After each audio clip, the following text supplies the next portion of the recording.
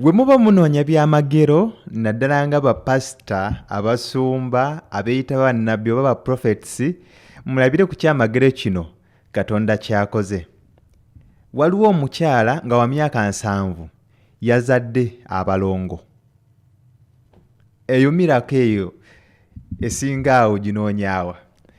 Ffenna tukimanyi nti life span y'omuntu tesukka myaka 7 era wootukira emyaka 7 obeera nga naawe otandise okunafuwa omuli obeera weewulira ate mu bakyala obeera otuuse mu kye bayita menopause nga tukyasobola nagenda mu nsonga za kikyala.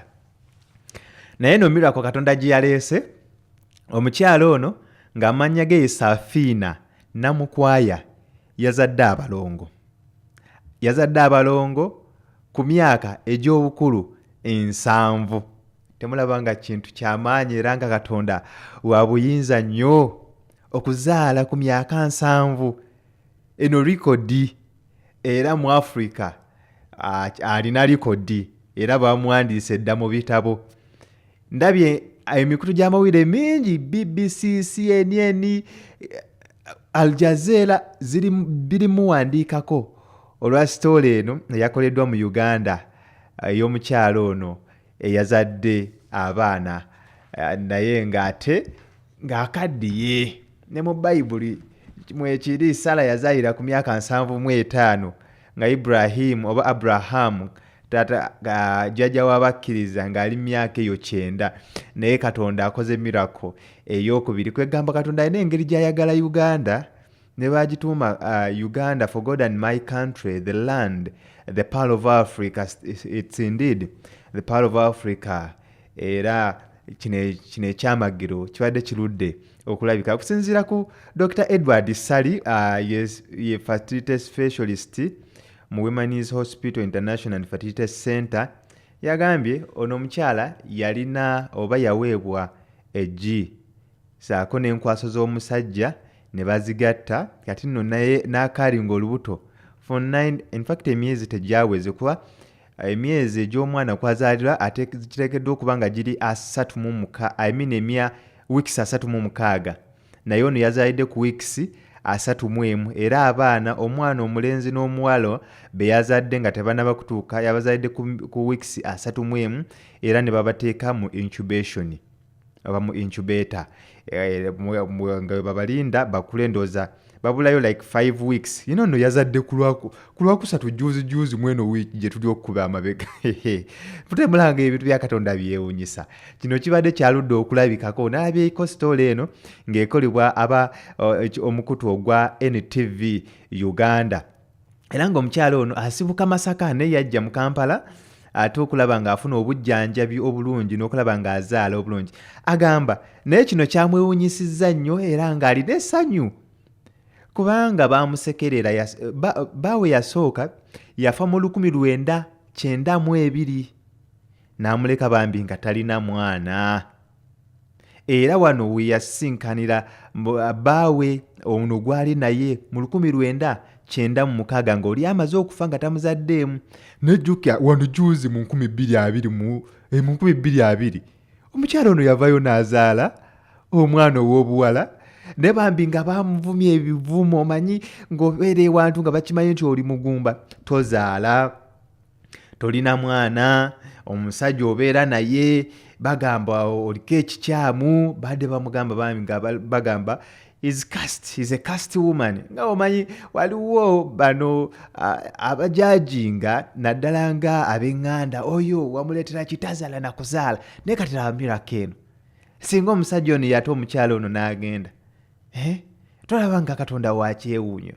Waliwo sitoole eno gye njagala olabe yabadde ali so happy kulaba nga bambi ezadde ku myaka 7 egy'obukulu. Wow, this is so wonderful. God is so powerful. God is so wonderful.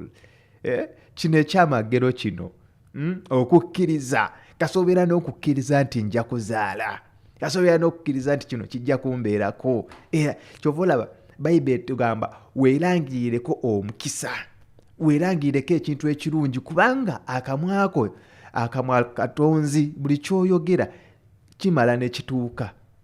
Now look, singa ono teyalina kukkiriza osanga teyandifunye balongo. At 70 years waliwo kati abaana myaka 3, myaka 25, myaka 35, myaka 45 bakyanoonya abaana tebaana bafuna. Abamu baweddemu essuubi. Toggwamu ssuubi. Katonda ali naawe. Katonda abeera n'abo abakkiriza. Katonda abeera n'abo abakkiriza kasa okkiriza nti kino kijja kumbaako. Lazima Katonda amala n'ayanikula essaala zo. Katonda yayanikudde essaala z'ono omukyala. Sooka olaba emboozi eno. When the NTV team arrived at the Women's Hospital International and Fertility Center, we were ushered into a private room where Safina Namukwaya has been holed up for 5 days in preparation for delivery. Namukwaya, who lives in Masaka district, was in an upbeat mood ahead of her operation. I have no words for Dr. Sally's kindness.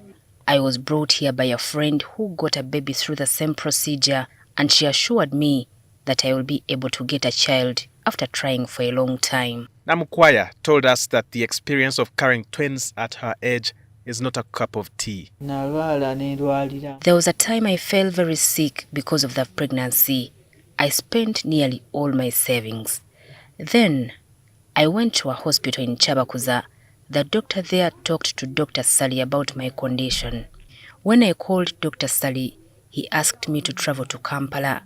I told him I had no money at all. He organized transport and I was brought to the hospital. For this fact, her partner has since abandoned them. Men don't like to be told that you are carrying more than one child.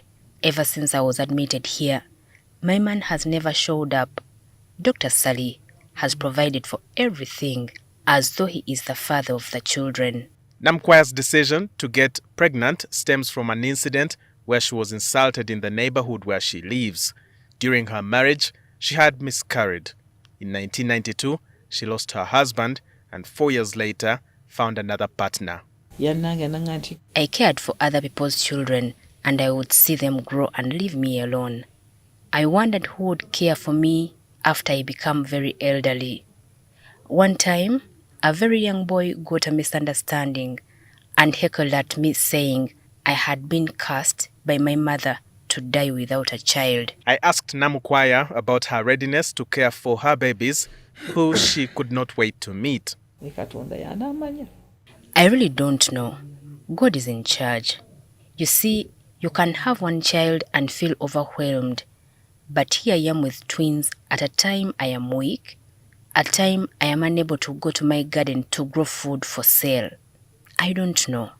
But they say every child comes with their blessings. Meanwhile, this set of twins will be her second birth in a space of 3 years. The older girl, born in 2020 in a similar manner, remained in Masaka with a caretaker. After about 40 minutes into our conversation, the theatre nurses picked her up for delivery. Ebyewuunyisa tebiggwa mu nsi. Kati ono atopinza amawulire gonna. Waliwo sitayiro eno gye ndabyeko, I think mukutu ki guno ogwagiwandiiseeko ogwa CBS News. Baamuwandiiseeko kwegamba omukazi ono kati afuuse amawulire buli nsi yonna. Afuuse topic. It's never too late. 7-year-old Ugandan woman gives birth to twins. Neno yademu CBN News. Yeah.